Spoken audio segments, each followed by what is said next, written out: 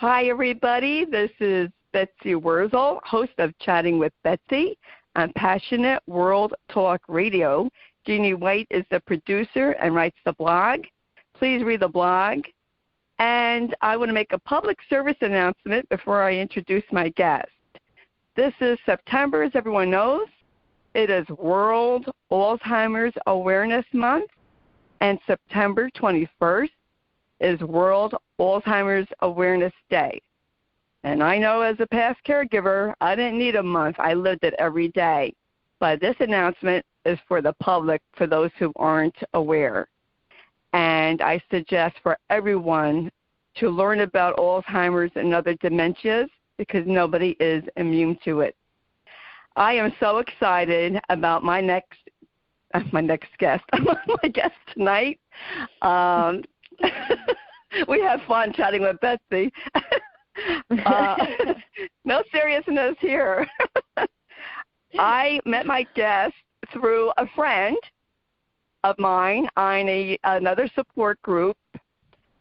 When I wrote to my guest about coming on, I was really excited. And what I want to tell you about my guest is that she was a caregiver. She's a writer. She's a teacher. She is a life coach. My guest wrote a book called Love Doesn't Care If You Forget, Lessons of Love from Alzheimer's and Dementia. And I just want to read a sentence from one of the pages. Page 27, she's teaching me a different kind of love. And when I saw that, I said, how true is that? Unconditional love is what I learned as a caregiver. And I want to welcome my guest, Brianne Grebil. Everybody, it's a weird one. Thank you, Betsy. Thank you. You're welcome. I have to tell the audience, Brianne, I love your book. I think everyone should buy this book because it's a short book, but it's powerful, raw, and emotional, and it's real. And I love it because I could just tell by reading it, I love this woman. I love how she writes.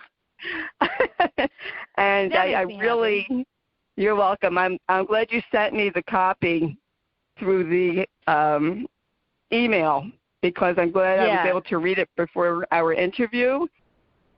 It was well, like you said, it's short, and that's kind of one of the things I like about it. I mean, I like a lot of things about it, but it's a shorter book, and it's for two reasons. One, I know if you're a caregiver in particular, you don't have a lot of time. Right. Your time is not really your own. But also, it packs a whole lot in this short pages, and I feel like to write a bigger book would almost do it a disservice. It's like there's a whole lot packed in the few pages, and I think it's just the right size.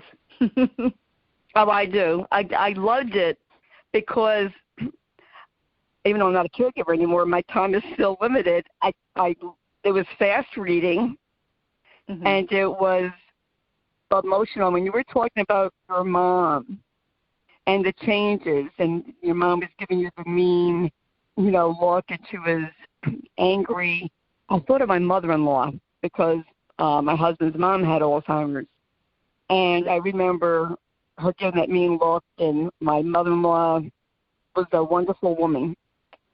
But when that Alzheimer's got a hold of her, she did a 360, 180, whatever you want to say, and like an evil twin came out of her. Like, whoa.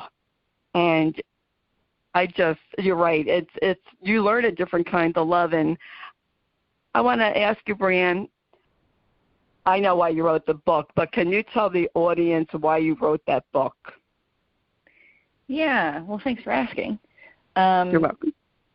Yeah, I mean, the shorter version, my mom was diagnosed with early onset Alzheimer's 5 years ago at the age of 62. She just passed a little over a month ago in July. And I eventually ended up uprooting myself. I was living in Los Angeles. I moved back home to help my father with her care. And through the journey of watching her change and losing so much of her and trying to learn how to care for her, I just began realizing when I was in her presence, something different was happening to me. Like, you know, of course, there's the changes to the Alzheimer's, and you have to adjust, and you have to, you know, learn how to pivot and be flexible and, you know, emotionally, physically. But I could feel something very profound and deep changing. And as the journey continued, I was finding words for that, trying to express what it is I was seeing, what I was feeling. And it eventually turned into the book. And the reason I wrote it is because I realized that when I was with her, I was experiencing her different than a lot of other people were. And it was because I was seeing beyond, I suppose you could say, beyond the dementia, beyond the Alzheimer's, into that deeper kind of love that is unconditional, that isn't actually affected by the disease.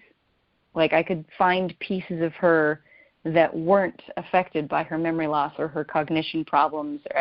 I connected with her deeper and deeper, and I wanted other people to know that as horrible as Alzheimer's and dementia can be, if you know where to look, there's something else there that carries you through. It's not a variable, it's a constant. And I think with the Alzheimer's diagnosis, like, you get the bad news because it's a cruel disease, as you know. There's right. No cure, there's no treatment. So usually you just get the bad news, like, okay, get your affairs in order. We'll try to find ways to slow it down. You know, it's all downhill from here. Prepare for it to get worse. And that's kind of what you're left with from like a medical perspective.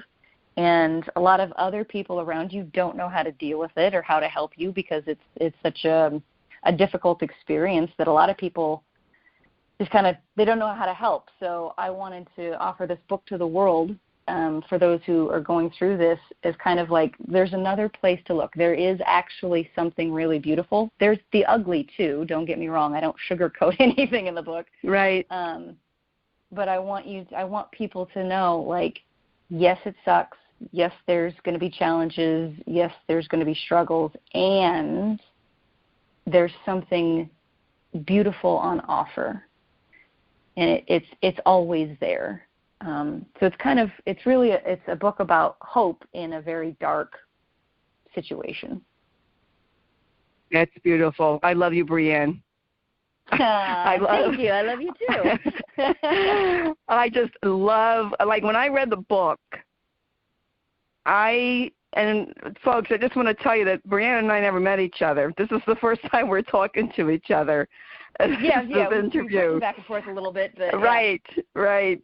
And I just felt such a connection with you, with your book, because I knew where you were coming from as a past caregiver myself. Yeah. And I wished that I had read a book like yours a long time ago. And I think it would have helped me with my mother-in-law. But with Matt, because it is a different relationship when it's your spouse, mm-hmm. I saw an unconditional love. I and my son learned an unconditional love that, you know, he's taking care of his dad, and his dad can't do anything for him. Mm-hmm. So Josh learned, I'm showing unconditional love because you can't do anything back for me, but I still love you, and I want to take care of you. Absolutely. And I thought that was, I thought that was just beautiful. And how you describe in your book different, aspects of finding, the love and seeing how your mom was and looking beyond her dementia, actually I want to say, looking beyond what was in front of your eyes. Yeah. Yeah, and because that's kind of what we get innocently trained into doing, is we're looking at the what we're losing, basically. We're looking at the disease. Right. We're looking at how the person is changing, what, the skills they're losing, the memories they're losing, the things that they're not going to be able to do. And so we innocently kind of just look at what's lost. And we constantly have to feel that getting pulled away from us, and that just always hurts.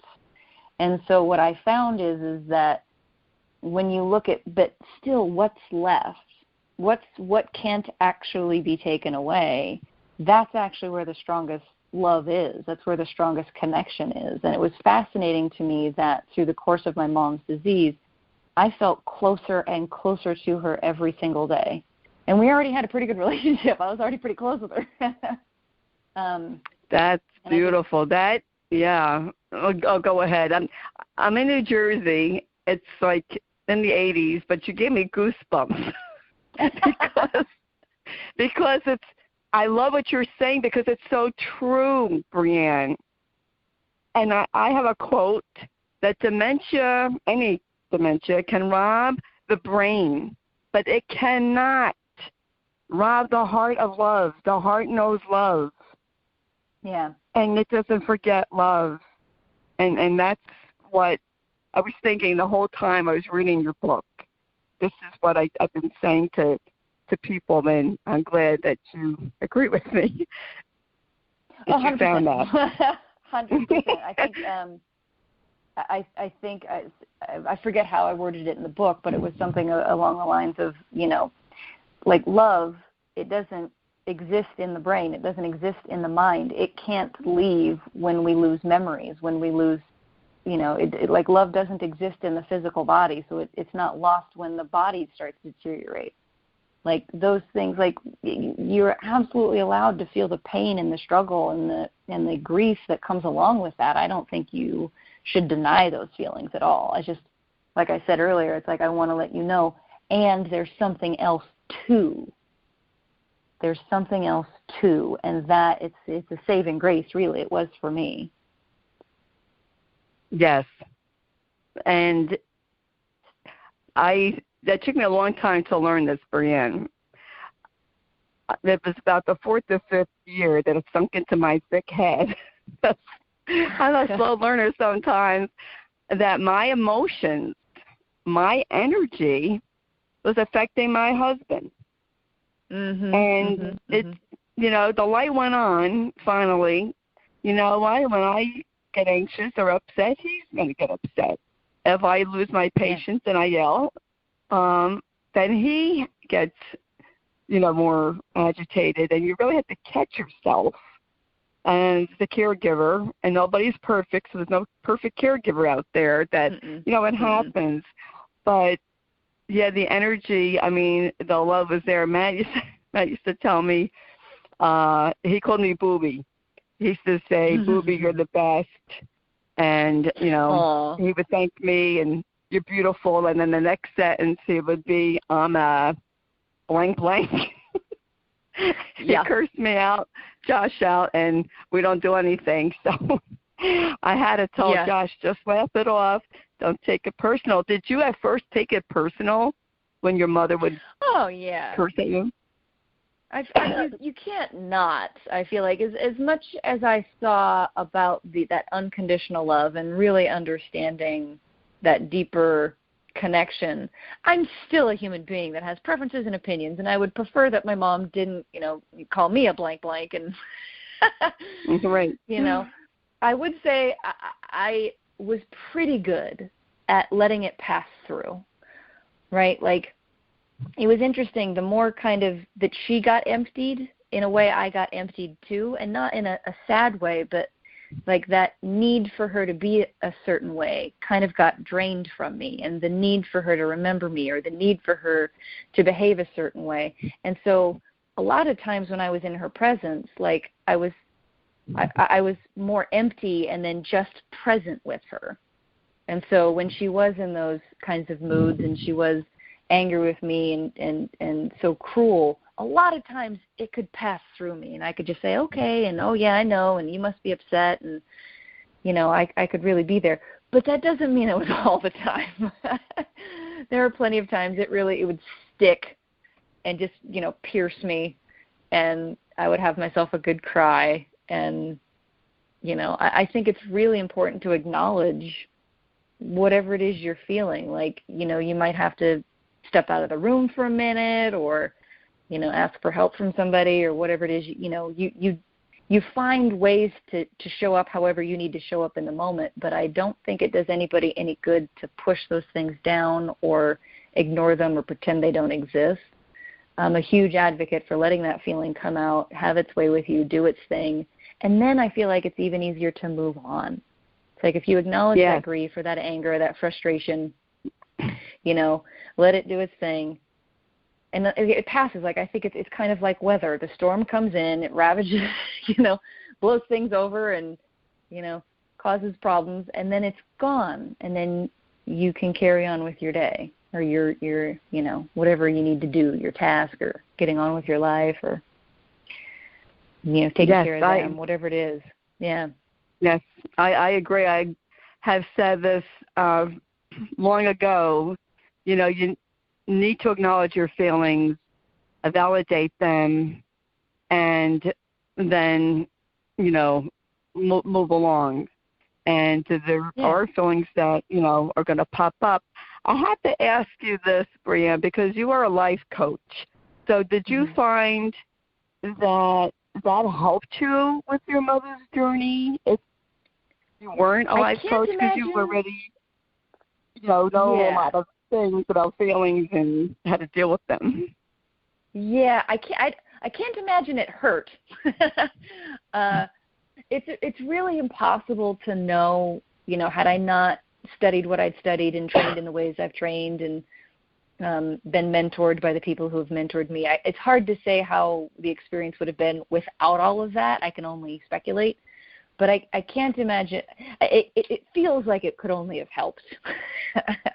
But I was actually I've told one of my mentors this. I said, you know, for as wonderful as our trainings have been, and the things you've helped me see, and the other things that I've trained with, and none of it, like, all of that's wonderful, and I learned so much, but none of it held a candle to having this experience with my mom. My mom has been my greatest teacher as far as how life works and how love works and how to be with things in life. Like, she, hands down, the experience of walking that journey with her, I think I most definitely drew from some of the things that I had known before, but that was like a boot camp in, you know, acceptance, in allowance, in love, in letting go of what you can't control.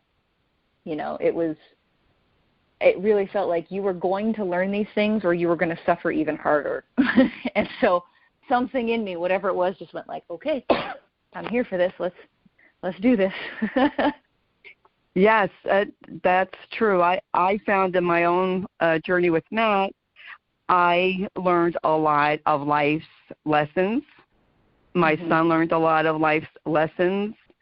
And I think if you were a parent, you can teach your children important, valuable life lessons going through this journey, or you can make it a bad experience. That's how you look at it. I personally went for counseling because I needed it, because I thought I had to be the super person, and come to find out, I didn't. And to have my feelings, validated, to know that I am okay. And I, recommend people to go for counseling if they need help. Yeah. And I just think that if you let this journey just teach you, you can be a better person and you can move forward ahead being a much wiser person for having had the experience, although we all would have liked to have not had this experience. But it was to teach us something. Yeah, it's a paradox, and I touch upon that in the book, that it's the worst thing that ever happened to me, watching my mom go through that and going through it with her and seeing what it did to her and me and our family and how hard it was.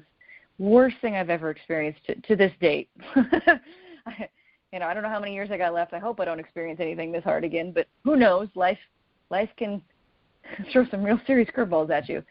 But it was the worst thing that ever happened to me, and it was my greatest awakening to something bigger, something deeper. And I don't know how to reconcile those two things. You know what I mean? And I stopped trying. Right. But it's like I just kind of, well, that's for whatever reason, that's how it is, or how it was for me anyway. It's like the worst thing that ever happened to me, the thing that allowed me to see more about life and love than I ever thought possible. Why they go hand in hand, I don't know, but I'm grateful that at least that, the other side of that was, I call it grace. I don't have any other word for it. It's just a whole lot of grace came in through the same door. Like here came this juggernaut of suffering, but right behind it came grace. So the two got to occupy the room together, and they kind of kept each other in check. I understand what you're saying, because you're right. And it's hard to explain. Like I'm not the best at being able to express how I feel in a, I don't know what you would say. It's hard for me to express where people can understand. But you're right. I mean, I believe, and I don't hide it, I believe in God, and God gave me the strength and the grace to go through Matt's journey. I could not have done it without God's help, and I will say that. But whatever someone believes gives them the strength, power to you. I just feel that I look at it this way, Brianne. Any experience in life can either make you or it breaks you. But it's up to us to choose what lesson. It's up to us to what we want to learn from that experience. I mean, I was mad. I was really mad. Of course. When that was diagnosed. Absolutely. Oh, absolutely. I mean, I can't tell you the number of times I cursed the heavens and flipped off the sky, and and then that goes back to just letting that be. Like, screw you, life, for this, this deal. Like, what a crap deal of the cards. Like, it's unkind, it's unfair, it's brutal, and as far as the thing I kind of saw, like this experience taught me, like, so many things, but like whatever anybody's personal beliefs are like, to me in this particular conversation is irrelevant, whether you call it God, whether you call it life, whether you call it, like, at some point in time, you have to see something beyond yourself if you're going to make it through this life with any kind of grace, like, and I think it's when you really slow down with it, it's obvious that you are not the only, like, you are not in control. Like, whatever it is that brings all of this into existence, whatever name you want to put to it is fine by me. Like, you have to, there comes a moment where you have to reconcile your relationship with whatever that thing is and however it works. And that, when you can get yourself to that point, and I don't think I had a choice. Like, it never felt like, oh, I'm going to learn something beautiful from this. It was just thrown in my face, and it was more of like a survival technique than anything else. I don't remember consciously going, like, I'm going to see the bright side of this, or I'm going to take the lesson. It was just like thrust upon me, and it was either see something good in this or feel like you're going to die. And sometimes I thought I was going to. Absolutely. Absolutely. Yes. But it's almost like it's a surrendering to, there is something so much larger at play that I don't get to have a say in here. And we're so used to, in our personal lives, wanting control, wanting to have the final say, wanting things to go the way we want them to go, and doing whatever we can to make them go that way. And eventually, at some point in your life, whether it's the struggle through something like this, some other sort of loss, like a health issue, something in life will eventually, I think, bring everybody to that moment where they have to just surrender and go, this is beyond me. And I feel like, and again, that's where grace comes swooping in. Like when you finally get to that point where this is beyond me, I can't fix this, or I can't make this better, or that's when like grace swoops in. And then that's, at least again for me, that's where I began to see all of these things that I couldn't see when I was just focusing on, I'm losing my mom. She doesn't remember who I am. This is hard for me. I don't know how to fix this. It was all about me. Now, of course, it was me and her. But once I kind of just set me aside and go, this is beyond me. This is, I don't know what I'm doing here. And, well, you were kind of talking about, before you went to counseling and stuff, I remember I thought I was gonna fix it for her before I kind of came to some of these realizations and revelations and things. Yeah. I was gonna save her. We didn't have the diagnosis yet. I came up to help her. Everybody was letting me know, hey, something's a little off with your mom. And at the time, I was fresh off of a nutritionist background, and I got my nutritionist certification and a personal trainer, and I knew a lot about health and the body and stuff. And so I was like, oh, well, she's just not eating right, and I was going to come up and I was going to save her. And I spent months trying to, get her on it, eating better and getting her exercising more. And we went to counseling because I was like, well, maybe she's depressed because she's at that age where, things are changing for her and she's entering her later years in life. And so we did all this stuff. And I had that moment where it was like a slap in the face or a punch in the gut of, you can't fix this. And I didn't know what to do with that for quite a while because I was the fixer. I was like, yes. We just need to tweak some things or move this around, or, that's all we got to do. And it's a bitter pill to swallow when life gives you something that you can do nothing about in the way that you thought you could. Now, I learned I could do a whole lot of other things, but I had to get out of the fix-it mode first so I could learn how I could be with her.